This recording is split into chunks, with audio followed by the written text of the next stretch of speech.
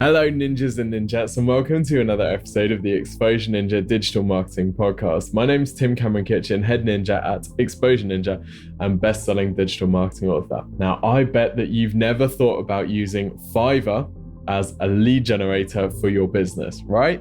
Am I right? Yes, of course I'm right. Nobody thinks of using Fiverr as lead generation. Well, this week I'm joined by Kendell Rizzo, who has done exactly that. She is writing copy for crowdfunding businesses, but that doesn't really matter too much. The point is that she's using Fiverr for lead generation, as many service businesses can. So in this episode, we're talking through a few things which are applicable to lots and lots of different companies. Firstly, productizing and finding a niche for your service if you're a service company. And then secondly, how businesses of all shapes and sizes can use Fiverr as lead generation. So really, really fascinating stuff and completely different to the stuff that we normally talk about on the podcast. So I hope you find it really, really useful. And don't forget, if you want a free review of your website and digital marketing, complete with a custom ninja plan to increase the number of leads and sales that it generates for you, all put together in a lovely 20-minute video by one of our expert marketing ninjas, then head over to exposureninja.com/review. Anyway, without further ado, enjoy the show.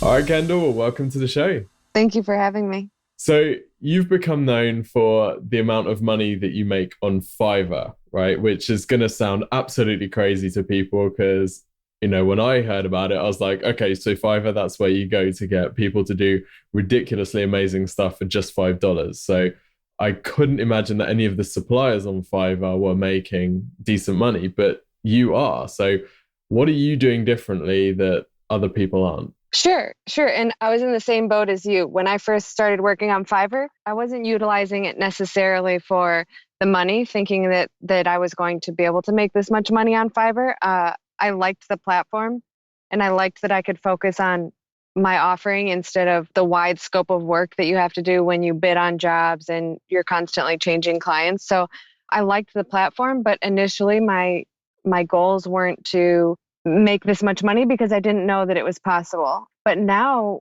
I see that there's a lot of people on Fiverr that are doing really, really well. And I'm shocked at the way the orders come in. So, you know, every single day I have orders that come in for $500, $700, $800, $1,000 orders. And I never would have expected this starting with $5 orders. So the thing I think I've done differently, I can almost say I know I've done differently because I've been on Fiverr twice. The first time it was no good. I had no messages, nobody ordered, nobody asked anything. I didn't have any views. It wasn't good at all, but I loved the platform. So a couple weeks after my first failed attempt, I went back in and I made a new profile for crowdfunding. So in this page, I just did crowdfunding. I didn't offer one other thing. I did press releases for crowdfunding, marketing for crowdfunding, obviously writing the actual crowdfunding campaign.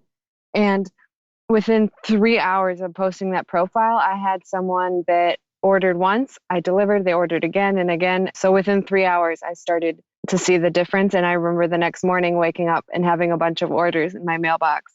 And I mean, a bunch, I was like 3, but at the time that was a big deal because before that, I was having to bid on so many jobs just to get one job. So the fact that I woke up and had orders in my mailbox from when I was sleeping was like, it was huge. It's super interesting, isn't it? Because you're using Fiverr in a way that I think wouldn't, a lot of service businesses that are listening would never, ever consider of using Fiverr as lead generation or would consider putting their services on Fiverr. But what you've done, and I think what your example shows us, is that actually, if you're a service company and you can niche and productize your offering to an extent that it works really well on Fiverr, actually, this is basically the Amazon for service companies, right? They're providing the traffic, like you say. That traffic is already there. There's already people searching for this stuff.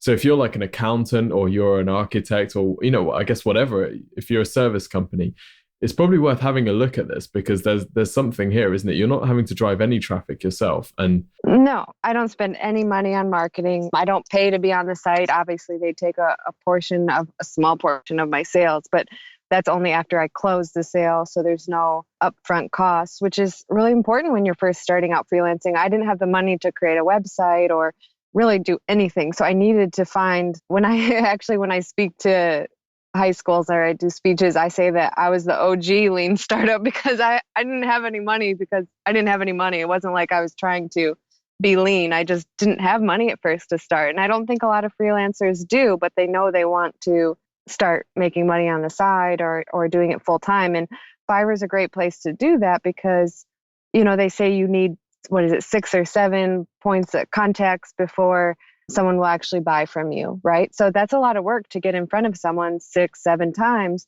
just in order to close one sale. But with Fiverr, they do all the marketing for you. So you kind of establish credibility instantly, but by being on their site. Yeah, it's really interesting. I've actually got, we're going to be interviewing one of the head of marketing, I think, for Fiverr later on, because I think it's a really interesting angle that I don't think many people are kind of focusing on. Before we talk about kind of niching and productizing your service like you've done, what made you choose Fiverr rather than more common freelance sites like Upwork and what used to be Freelancer and Elance and all of those? Isn't Fiverr just full of cheapskates looking for really low end stuff? Yeah. So that's what I thought at first too. But I was previously on Elance and I was on other freelance sites. Those are other great sites to get started and start I used them to network as well, just to meet potential clients, to ask them questions, to learn about my audience. But the problem for me was that if you're a freelancer who wants to keep good communication, you want to over deliver, and you want to give lots of value to your client, these 3 things alone are really, really time consuming, and that can eat up, 90% of your schedule. So it doesn't leave a lot of time left over for bidding on different jobs. And what I noticed is when the employer was setting the scope of the work, so the employer is saying, I need a blog that's 300 words and I need it by Friday.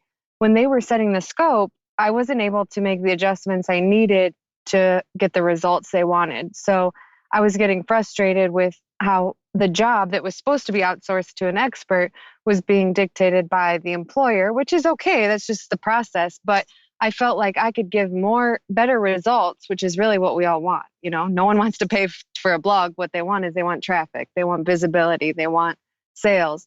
So if I could help them reach those goals through packages that I design with my scope and my methods, this is what drew me to Fiverr. And then on top of that, you take out the bidding and all the other things that are involved with the traditional freelance sites.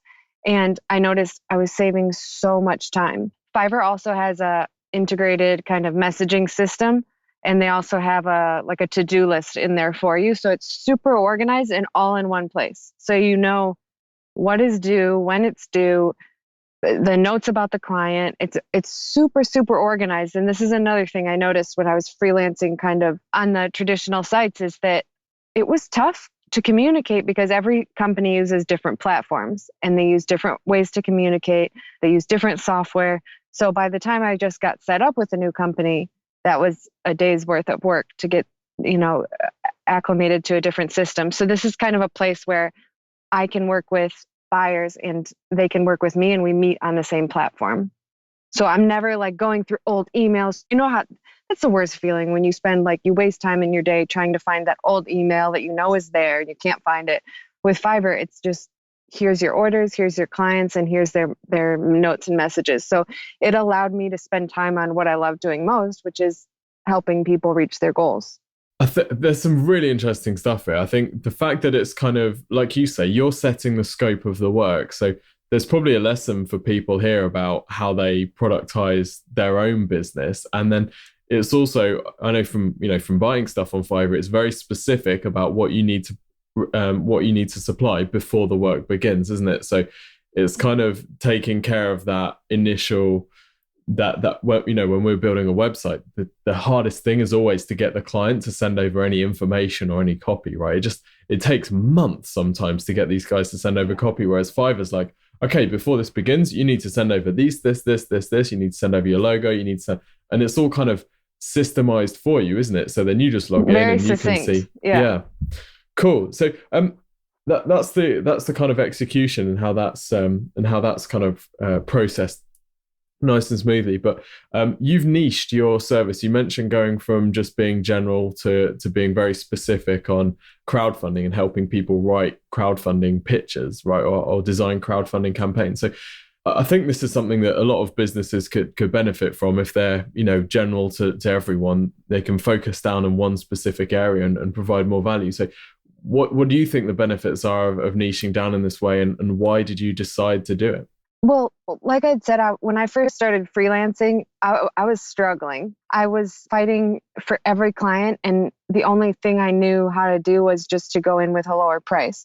So unfortunately, I was selling my services for a low price, and it's kind of a tough spot to put yourself in, because when you start selling for a lower price, clients automatically think that there's low quality to your work or low value. So I was definitely thinking of ways to bring more value to my clients, but also be able to charge a premium price. Because once you start freelancing, you realize pretty fast that unless you're charging premium pricing, that's really the only way you're going to make a living as a freelancer. It's just the way it goes. I mean, you can't make a living off of $5 an hour jobs. It just doesn't work, especially, living in the US, or you need to charge the premium pricing. But that's a hard leap to make, especially in the beginning, when most people, a lot of freelancers I work with, and myself included in the beginning, say, well, I'm not an expert at anything. I've done this, I've done that, but I'm not really an expert, And this is where I think you need to have confidence in yourself and first choose, instead of worrying about the niche that you have to create your expertise in, think about the people you want to work with. So do you want to work with business owners? Do you want to work with solo entrepreneurs? Do you want to work with, do you want to work with small business brick and mortars? Do you want to work with, there's like all these different niches of, or different small markets, big markets, whatever. But the more specific you get, the easier it is to speak their language, the easier it is to speak to them. And then you go to that audience, which mine was, startups and entrepreneurs. And you go to them and you ask them, what are you struggling with? What's on the calendar for next month? What do you have coming up? And you'll find that you don't have to do some massive survey to see that if you have chosen your market, gotten your market small enough where I think I surveyed, or I asked maybe 3 or 4 clients. This is a really small number, and they're all saying the same thing. Well, we have our new product and we're thinking about doing a crowdfunding campaign before we do our launch on the website, because then we could get some capital. They went through this, and out of the 4 clients that I was talking to, I think 2 or 3 of them were ready to do a campaign. So, and at first I said, well, I don't know anything about crowdfunding. I can't do that. So then I started researching, and I thought, no, I can do this. This is right in my wheelhouse. I can do this. So I went back to the clients and I said, I've never written a campaign before, but I have written a lot of other things. So I would love to work on your campaign, because I'm just starting in this arena. I would love to give you a discount on my normal prices for this campaign. Once I had my first couple campaigns, it was like I had some case studies to go to future clients with. So I guess long story short would be, pick your audience first, then find out what they need. And then that is your niche. So it definitely has to be audience first. That's really good advice. It's killer for any marketing, isn't it? You always start with the audience. What's the primary need that they've got, and how can you serve that best? So you spoke to your audience, you found out that a lot of them were thinking about crowdfunding.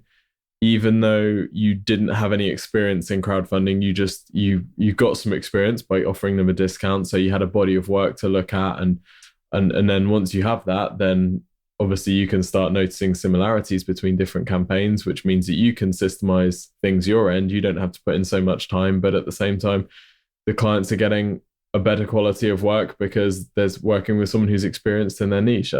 There's not really much to lose from, is there? And also people instantly, this is another strange thing that I saw happening. And at first I think I might have thought that it was luck or just just a coincidence. But when I started, instead of going to a client saying, do you need anything? I'll do anything.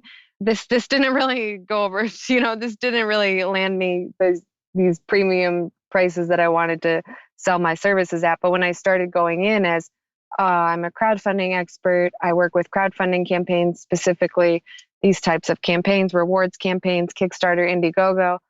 All of a sudden, they not only did they ask me to write their campaign, but they asked me to write their email marketing. They asked me to write their website copy.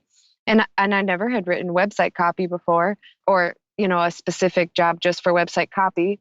And I asked them, but I don't write website copy. And they said, yes, but we want a professional. So it's interesting that as soon as you become, you establish yourself as an expert in one market, people tend to see you as a professional, as an expert. So it's just an interesting perspective that clients have, but it makes sense. If you want to, I just use this example, but if you're going to the dentist and you saw that your dentist is also a mechanic, would you want to go to that dentist? Of course not. You want a dentist who is a dentist and an expert at working with your teeth. We all want an expert. So it's no surprise that our freelance clients are the same.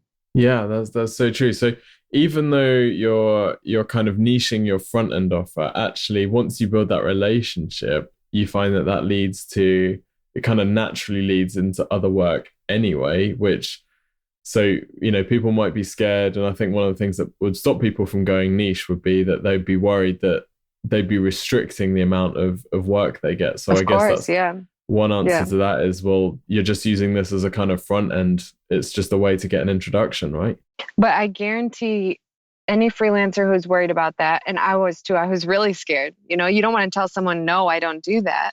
I beg any freelancer who's worried about it to just try it. Try just promoting your services in one small niche. And it really changes everything. And instead of having a pool of, I'm just using random numbers, but instead of having a pool of 1,000 people where you only get, 1%, you only get 10 people. But now you maybe have a pool of 100 people, but you can almost get all 100 of those if you're an expert, So you go from 10 clients to 100. Yes, your pool got smaller, but your percentage of people goes way up because you're speaking to such a small, specific group. You can speak their language. You know their problems, their fears, their goals. And if you can speak to that, it becomes, I'm not a salesperson, but when I can speak to a client and I know where they're going, I know where they've been, I'm speaking their language, it's very organic to close a sale this way. And that is by nailing down your audience first.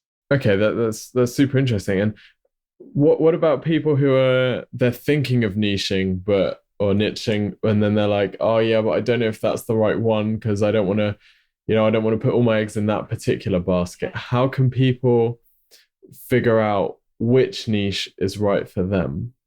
So I struggled with this when I started to help other freelancers because I really like working with other freelancers, but I'm a crowdfunding expert. So what, I didn't know if that was going to confuse people or lose clients, So the only thing I can say about that is just experiment. So talk to different clients, and usually it's really easy to see either you can do both, or usually one will kind of take a fast lead. Some markets are just more receptive than others. I would say if you're thinking, I love doing this, but I also love doing this, try them both. I would say explore them both, because we all know that there's more than enough ways to promote a business or a blog or write some articles and kind of test the market, go into forums, talk to people. How bad are they struggling for help? Things like this. So I would just say explore both of them, and really you don't have to limit yourself to, I know that sounds counterintuitive because niche is like choosing one thing, but if you have two things that you're really passionate about and you really can't decide, just explore them both. One may not be a legitimate market, or one may be much better than the other.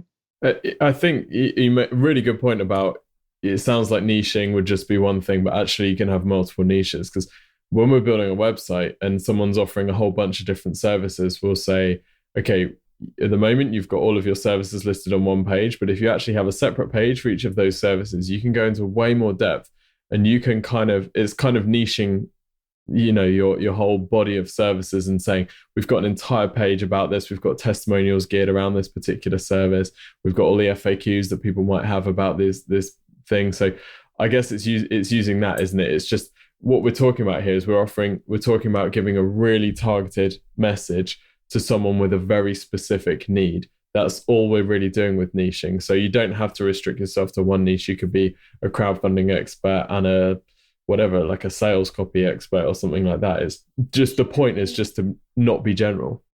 Yeah, and you can even combine two niches, which I think is really cool, because talk about becoming an instant expert. If you add two things together, chances are you immediately put yourself in the top 10 of that niche, if not number one. I have a friend who bakes cakes, and she started a cake baking business, and she's been doing this for a long time, and it's a successful business. But she says, well, if I go online and I create an online class or e-course or whatever the product is, there's so many of them out there. But she's also a mom. She's also a cheerleading coach. She's also, so put them together. So now you can start saying how to bake with your kids, or how to run a cake baking business when you have kids, or how to be more productive while you're baking when you have a family. You know, these types of things, when you combine two things that make you unique and you put them together, now who is her competition? I don't know. But I'd assume a lot less than when you're just going into baking alone. Yeah. And there are going to be people who are maybe like dads or something that would see that and go, okay, that's not relevant for me. But the benefit that she'll have from getting that really close fit with all the mums who read that will massively outweigh the sector of the market which she's not going to be qualified for anymore. Yeah. And you even for someone, okay, so I'm not a mom, but maybe I see it if I want to get baking, and I say, well, if a busy mom can do it, and I'm single, I don't have the distractions, and I can be more productive while I bake. She's an expert on being a productive baker. I'm going to order this, even though I don't have kids. So when you establish yourself as an expert, people are drawn to you, even if they're not your specific niche, which is really cool. Yeah, that is really cool. I wanted to ask you about maybe larger companies. So from the freelancer perspective upwards to maybe an accountancy firm. I guess sites like Fiverr could potentially could be used as lead generation for these companies. Have you got any thoughts about how a larger company like an accountancy firm, for example, that offers online accountancy might use Fiverr for lead generation? Sure. So for larger companies, and smaller companies obviously can do this as well, but it's a great place to talk with people who are interested in your services, because if they reach out, they're interested, and that you possibly never would have gotten through your website, or even just brick and mortar type traffic, or, the phone book, or however people are getting a hold of them now, or Google, not the phone book, but so, the yellow pages. Remember that. No, but yeah, but so however you're getting your traditional traffic, going through Fiverr is going to open up doors for a completely different type of traffic. And then you also can ask them questions. So this is something I do with all my clients, is I ask them, what are your goals? What are your fears? What do you want to achieve?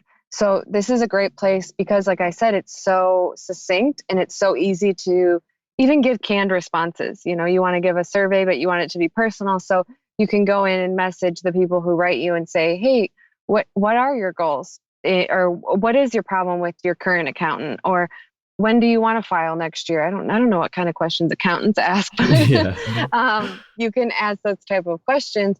And this would be more difficult, and you definitely have to pay for it if you push traffic to your site. So now you're getting a different market, which is still your target market, but people who wouldn't have naturally gone to your site, but they're flipping through Fiverr, and you can talk to them and learn more about them. And it's a much, much easier way to do it than through a traditional website. Other than that, Fiverr is a great way to package your services. So sometimes we get so wrapped up in our services that they don't become very lucrative. I think a lot of freelancers run into this. We want to give so much value. We want to do a good job. We want the recommendation, the testimonial, but it requires a lot of hours. So, you still have to think about your bottom line. So when you start productizing your services, packaging them for the best results, you kind of implement that 80-20 principle, where you start focusing on, what am I doing for the clients that have the most reward, the most results for my clients? So when you start productizing, you start kind of shifting your view of your services. When I go to that meeting and I sit for an hour and I listen to this company's meeting, what's to gain there? Is that a valuable hour spent? Probably not. But if I'm researching competition or doing this or doing that, now we start to see results. So you start to shift your view of your services. One of the things that we're always banging on at people to do is say that they were a local accountant or an online accountant, to offer some kind of initial consultation, which will be free of charge, right? So it might be like, let us find out areas of untapped profit in your business or something. And they'll typically be driving Google AdWords traffic to this. They might be driving SEO traffic to this, and they'd have a call to action on their page, which would sell this free consultation. So what you're saying is you could go on Fiverr instead, productize that free consultation or that some initial piece of work, even if it's something that you'd previously have charged, significantly more for. And you could offer that on Fiverr just as a way of starting a conversation with someone. And then if they like the work that you give them there, then all of a sudden you've got a client and it doesn't have to have anything to do with $5, right? Yeah, exactly. I mean, and think about it. We're normally paying for traffic or feedback. Usually we're paying kind of a lot to get feedback. So if you can do for $5, you want to do, and the $5 is only for your first 10 orders, by the way. After that, you can go up in pricing. So like, I think most of my packages are between 500 and 1,000.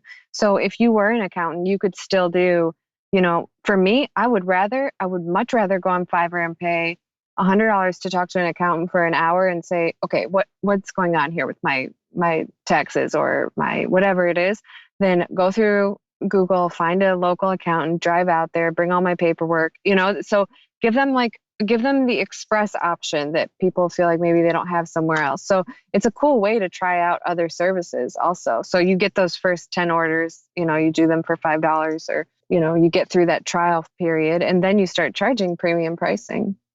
And you can do really cool stuff with it. That's so interesting. It's just so...